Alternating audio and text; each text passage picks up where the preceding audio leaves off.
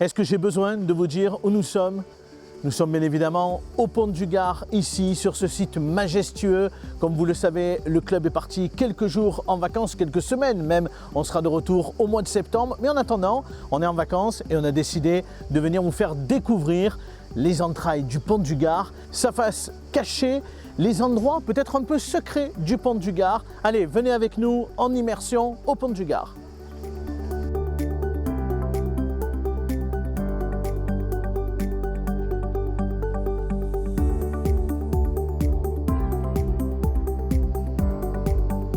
Bonjour Sébastien Arnaud. Bonjour Abdel. Merci beaucoup de nous accueillir ici au Pont du Gard. Bon, vous l'avez compris, Objectif Gard est en vacances, mais on s'est dit qu'on allait venir passer un peu de temps sur des sites majestueux du département et on est ravis d'être là. On va rappeler que vous êtes directeur du Pont du Gard. Je suis ravi de t'accueillir. Bon, alors on va faire une balade, je crois. C'est ça aujourd'hui? Oui, Qu'est-ce que vous allez nous proposer? Eh bien d'abord, c'est important parce qu'on va démarrer du parking et le parking aujourd'hui, c'est un rouage essentiel dans le fonctionnement du Pont du Gard.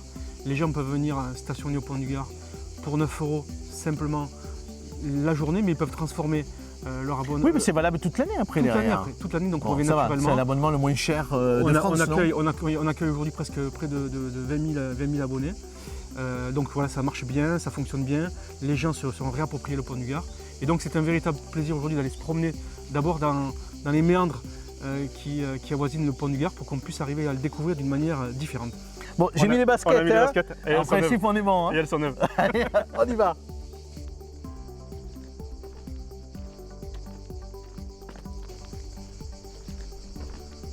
Bon, Sébastien, on est dans un endroit extraordinaire là. Hein. Et on est sur la rive droite du Pont du Gard et on est ça. en train de suivre le tracé de l'aqueduc. Voilà. J'ai jamais vu le Pont du Gard comme ça. Et là, donc, c'est là où passait l'eau en fait. Donc là, c'est pour ça qu'on voit des traces de calcaire voilà, notamment. l'aqueduc épousait les contours de la colline D'accord. jusqu'à Nîmes.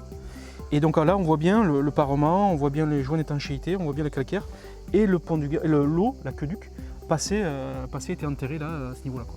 Et là, on est sur le Pont du Gard. C'est juste dans magnifique. son écran naturel.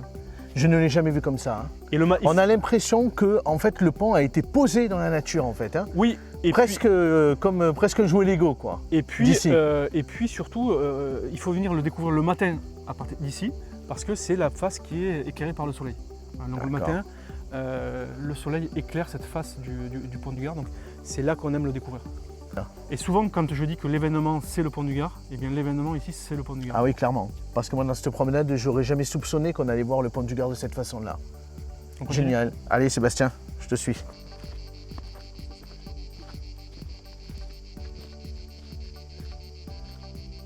Alors Sébastien, on est où là? Parce qu'on arrive dans un endroit que je ne connaissais absolument pas. C'est la continuité du Pont du Gard, c'est ça, en fait? Absolument. Donc sur le Pont du Gard, il fait 50 km, donc il part du Gers, il va à Nîmes. Et donc quand c'est là qu'on comprend en fait le Pont du Gard. Quand on voit cette construction, on se rend compte qu'effectivement, chaque fois que les Romains étaient confrontés à un vallon à passer ou à des gorges comme les gorges du Gardon, eh bien en fait ils ont posé un pont, ils ont construit un pont pour laisser passer l'eau bien sûr dessous. Et puis ils ont posé l'aqueduc sur le pont. Voilà. Le reste était enterré. Et en fait, ils ont fait ce travail chaque fois qu'il y avait un vallon pour maintenir aussi la pente. Et moi, ce qui m'intéresse, et je pense que ce qui nous intéresse tous aujourd'hui, c'est de se dire, eh bien voilà, il y a le Pont du Gard, il y a son aqueduc, il y a le monument qui a 2000 ans, mais pendant 2000 ans, il y a des hommes et des femmes qui ont vécu autour de ce lieu.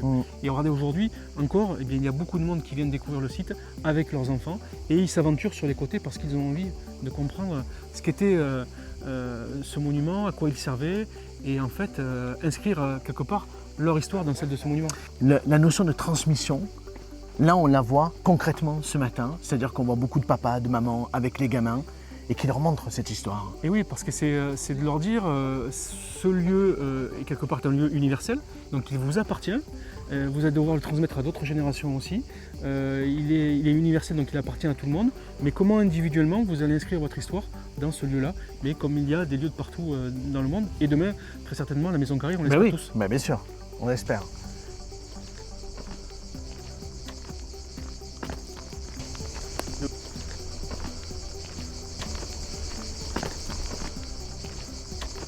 Bon, là on a pas mal crapahuté, hein, Sébastien, mais on est tout en haut et on a un peu une vision carte postale là. Voilà, là on surplombe. Entre la rivière en bas, le Pont du Gard. On surplombe là le Pont du Gard et on voit, il est à peu près ce qu'il est bientôt midi, et on voit que le soleil est en train de tourner et c'est cette face du pont du Gard qui va être bientôt illuminée par le soleil. Moi j'aime aussi cette vision-là parce qu'on a les gorges du Gardon qui arrivent au pont du Gard. En fait, le pont du Gard vient terminer majestueusement les gorges du Gardon. Et les premiers visiteurs qui viennent aussi découvrir le pont du Gard en canoë et en kayak arrivent. Et là aussi, c'est une autre vie. On voit les baigneurs, les gens qui viennent en canoë. Et au fond, là-bas, on voit le château Saint-Privat. C'est ce que j'allais dire, c'est le château de Saint-Privat. Et Colias plus loin. Voilà. Et donc là, on a toute la splendeur des gorges du Gardon. Et on voit véritablement que les gorges du Gardon et le pont du Gard ne font qu'un. Et ce lieu prend toute sa dimension dès lors qu'on prend son volet environnemental et son volet culturel. Ah oui, clairement. C'est pour ça que ce site est unique, parce qu'il est environnemental et culturel. Allez, on va redescendre.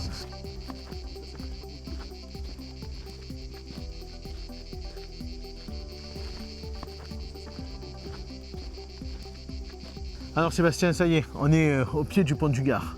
On n'est pas grand-chose, hein.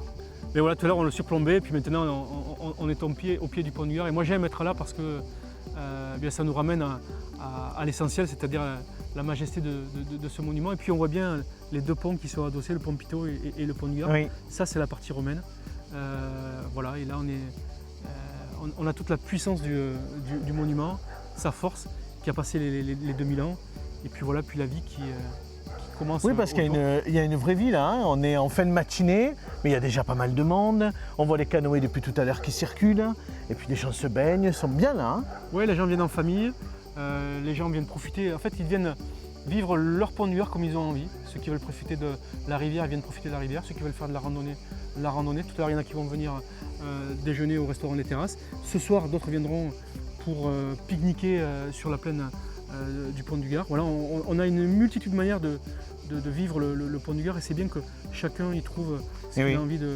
Et on peut y passer du matin jusqu'à tard le soir parce qu'on peut arriver ici vers 10h du matin et on peut y partir après le spectacle des drones, parce que c'est la vraie nouveauté de cette année. Hein, voilà, donc là aussi on permet aux familles de se réunir 4 soirs, jeudi, vendredi, samedi, dimanche, avec un spectacle qui est agrémenté par des drones.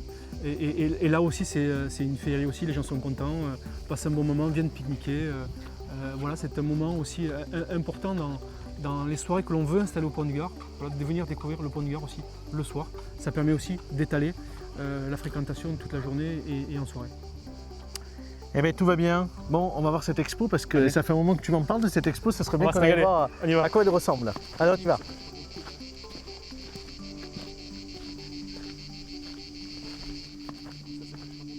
Alors Sébastien, on arrive au musée. Oui. On va aller voir cette magnifique exposition.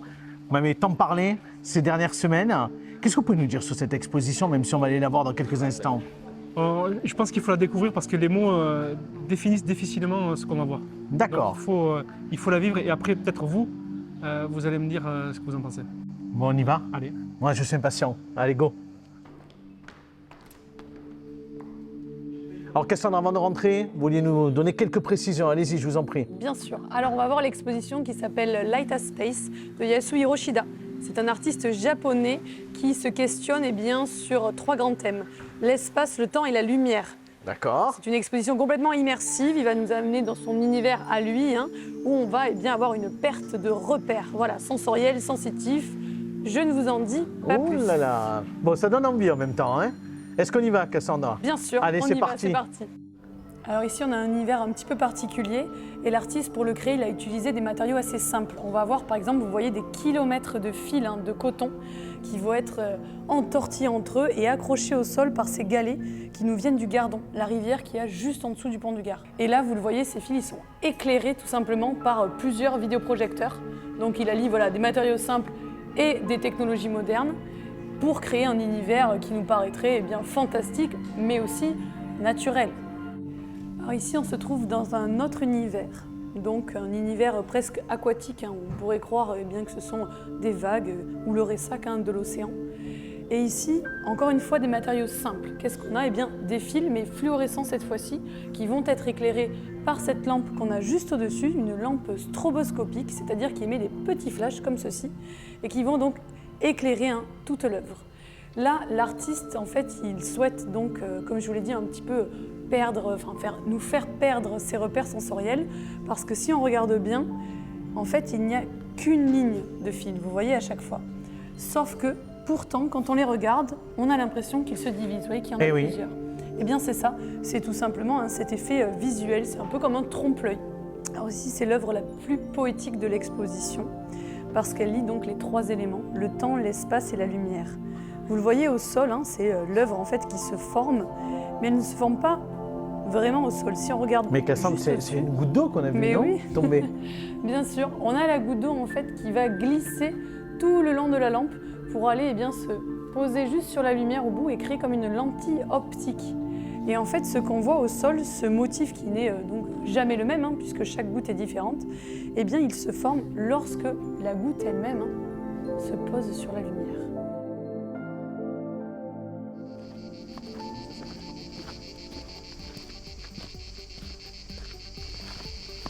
Bon Sébastien, on a passé un super moment. Merci pour votre accueil, hein, encore une fois. Qu'est-ce qu'on peut se souhaiter pour les prochaines semaines, pour le Pont du Gard? À chaque fois, c'est une marque de fabrique ici, donc l'accueil. Il faut que les gens, quand ils viennent ici, soient contents de repartir avec plein de souvenirs, en se disant bien, je reviendrai tranquillement aussi profiter du site à chaque moment de la journée. Et puis, on doit non pas rêver, mais faire en sorte que bien, de plus en plus de Gardois viennent. Il faut qu'ils se le réapproprient. Il faut qu'ils viennent en famille, il faut qu'ils viennent entre amis. Voilà, c'est ici, c'est un lieu de vie. On est en train de retrouver l'esprit du site, l'esprit du lieu, et ça, c'est une vraie force.